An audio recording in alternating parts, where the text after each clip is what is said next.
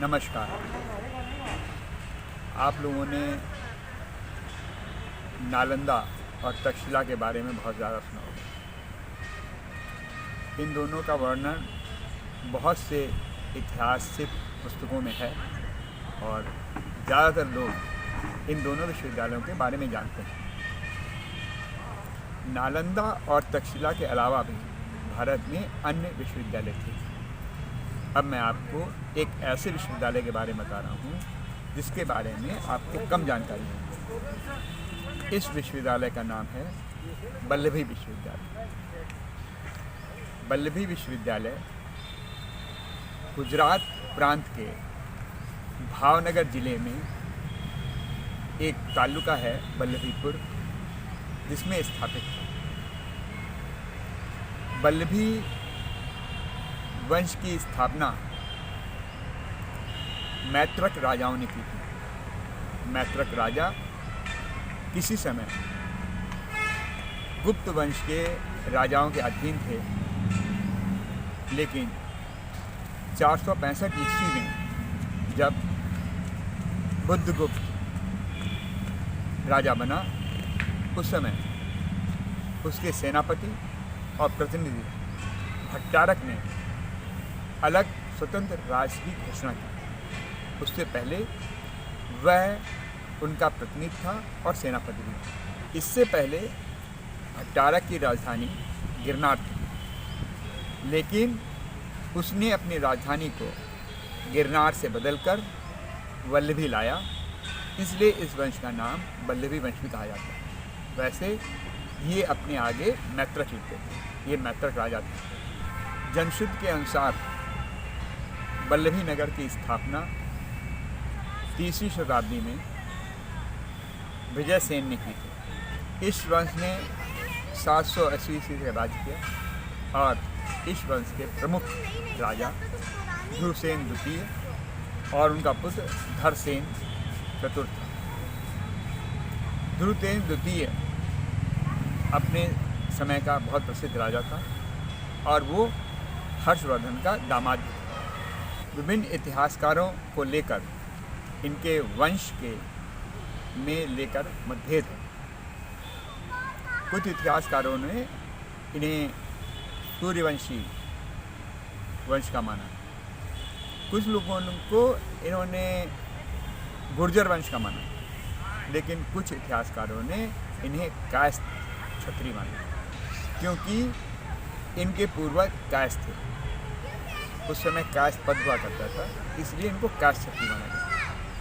जो भी हो, इस वंश के सभी राजाओं ने ज्ञान और विद्या के लिए अपना अमूल्य योगदान दिया और यहाँ पर उन्होंने अपना एक विश्वविद्यालय स्थापित किया। इस वंश के राजा मूल रूप से शैव धर्म को मानने वाले थे, किंतु इस विश्वविद्यालय में हीनयान की शिक्षा दी जाती थी, जो बौद्ध धर्म का एक हिस्सा है। इतना ही नहीं, यहाँ जैन धर्म के राजाओं ने, जैन धर्म के लोगों ने यहाँ पर एक पार्षद किया। इस तरह से मैत्रक राजाओं के बारे में ये कहा जा सकता है कि ये लोग सर्वधर्म समभाव में विश्वास रखते हैं, जो कि हमारे सनातन धर्म की एक मुख्य विषय और मुख्य उसका केंद्र बिंदु है। वल्लभी विश्वविद्यालय को भारत के पश्चिम का नालंदा भी कहा जाता है। वल्लभी विश्वविद्यालय 600 ईस्वी से लेकर 1200 ईस्वी तक अपने उत्कर्ष पर है। 780 के आसपास अरबों ने वल्लभीपुर पर आक्रमण किया, जिससे इस विश्वविद्यालय को क्षति हुई।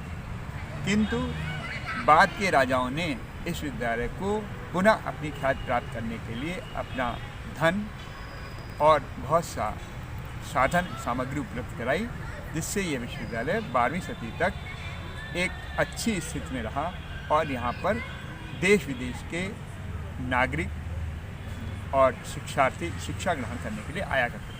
उनके द्वारा मंदिर निर्माण में हिंदू और जैन धर्म के मंदिरों का निर्माण भी किया गया। गुणमती और स्थिरमती नाम के 2 विद्वान ने पहले यहाँ शिक्षा प्राप्त की और बाद में यहाँ पर शिक्षक बने। और वल्लभी विश्वविद्यालय में इन दोनों शिक्षकों का नाम बहुत ही प्रसिद्ध है।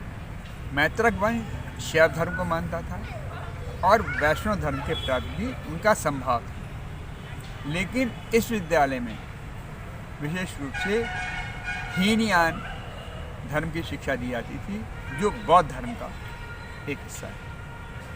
इससे इस विश्वविद्यालय की व्यापकता को आप समझ सकते हैं। वल्लभी ज्ञान का केंद्र रहा। 5वीं-6वीं शताब्दी में देवर्धशणी नाम के जैन धर्म के अनुयायी ने यहाँ पर एक परिषद बैठाई, जिसमें जैन धर्म की पुरानी पुस्तकों के ऊपर व्याख्यान और टिप्पणियाँ तैयार की गई। इस पार्षद द्वारा प्राचीन जैन धर्म के आगम का फिर से संपादन किया गया। चीनी यात्री ह्वेनसांग ने अपने समय यहाँ के राजा शिलादित्य का वर्णन किया, जो कि बौद्ध धर्म के अनुयायी थे। गुजरात और कच्छ इस राज्य के अंतर्गत आते थे। ये एक उदार योग्य शासक थे और उन्होंने इस विश्वविद्यालय के अंदर बौद्ध धर्म के मंदिर भी बनवाए। ध्रुवसेन द्वितीय बालादित्य हर्षवर्धन का समकालीन था और उनका दामाद था। ध्रुवसेन ने जिस समय हर्षवर्धन ने कन्नौज के पास और दूसरी बार प्रयाग में एक बौद्ध धर्म की सभा का आयोजन किया गया था, उस समय ध्रुवसेन उनके साथ वहाँ पर मौजूद था। 7वीं सदी के चीनी यात्री इत्सिंग ने इस विश्वविद्यालय की बहुत प्रशंसा की और कहा, ये भारत के पश्चिम का नालंदा विश्वविद्यालय है। इसमें 100 विहार थे और 6000 भिक्षुक यहाँ पर शिक्षा प्राप्त करते थे। यहाँ न्याय, विधि, साहित्य, अर्थशास्त्र, धर्म और अन्य विषयों की शिक्षा दी जाती है। यहाँ पर्याप्त बौद्धिक और धार्मिक स्वतंत्रता थी। यहाँ के स्नातक देश के विभिन्न राजनीतिक स्थिति में उच्च पदों पर स्थापित थे और कई राज्यों में वह उच्च पद पर विराजमान भी थे। अरब आक्रांताओं ने जब गुजरात पर आक्रमण किया, उस समय उन्होंने वल्लभी नगर का नुकसान पहुंचाया और साथ में इस विश्वविद्यालय।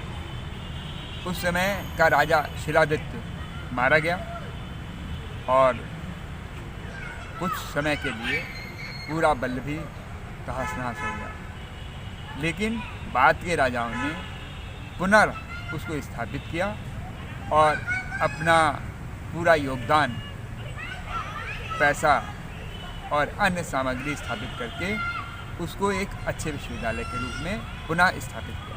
746 से लेकर 970 तक पचसेरा में चावड़ वंश का राज था, लेकिन चावड़ वंश के राजाओं का राज्य यहाँ तक नहीं था, इसलिए संभवतः चावड़ वंश के राजाओं ने यहाँ पर अपना कोई खास योगदान नहीं दिया। उसके बाद सोलंकी वंश ने यहाँ राज किया।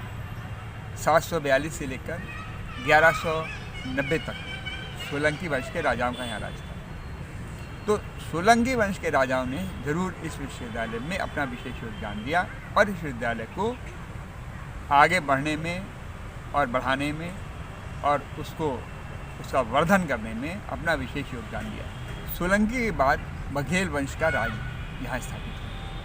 बघेल वंश के राजा अय्याश थे और उसी की अय्याशी के कारण गुजरात पर आक्रमण किया गया, जो अलाउद्दीन खिलजी ने किया था। ऐसा कहा जाता है कि उसी के अय्याशी के चलते उसके ही एक मंत्री ने अलाउद्दीन से जाकर उस राजा को हराने के लिए उस्काया था और अपना योगदान मांगा था। वल्लभी विश्वविद्यालय के संदर्भ में मैत्रक राजाओं का योगदान विशेष रूप से उल्लेखनीय है और उनके ही योगदान से विश्वविद्यालय की केवल स्थापना नहीं हुई, बल्कि उस विद्यालय को उत्कर्ष पर पहुंचाने में उनका बहुत योगदान है।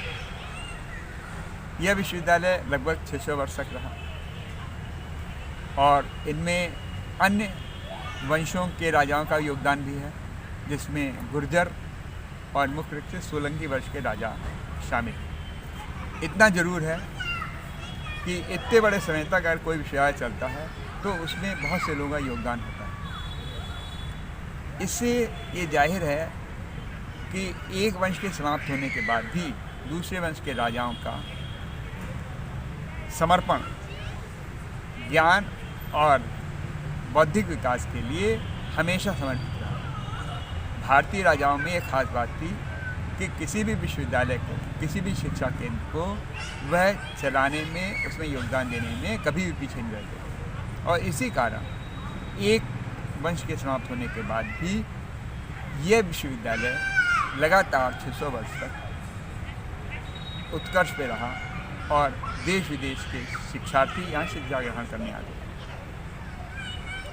यह विश्वविद्यालय के बारे में आप लोगों को नहीं मालूम हुआ, लेकिन ये विश्वविद्यालय हमारे देश के ऐसे विश्वविद्यालय में है जहाँ की शिक्षा के लिए देश विदेश के लोग आते थे और देश विदेश में इस विश्वविद्यालय का नाम था। ये बात दूसरी है कि हमारे इतिहास में इस विश्वविद्यालय को कोई विशेष महत्व नहीं दिया गया। मेरा मानना है कि आने वाले समय में गुजरात प्रांत की सरकार वल्लभी में कम से कम एक स्थान पर राजा ध्रुवसेन के नाम से जरूर ही या तो विश्वविद्यालय का नाम रखेगी या फिर वल्लभी नगर के नाम पर जो स्टेशन होगा उसका नाम भी ध्रुवसेन के नाम पर होना चाहिए। आपको यह कहानी कैसी लगी ये आप लोग बताएंगे। आगे मैं एक और विश्वविद्यालय के बारे में आपको बताऊंगा। तब तक के लिए नमस्कार, धन्यवाद।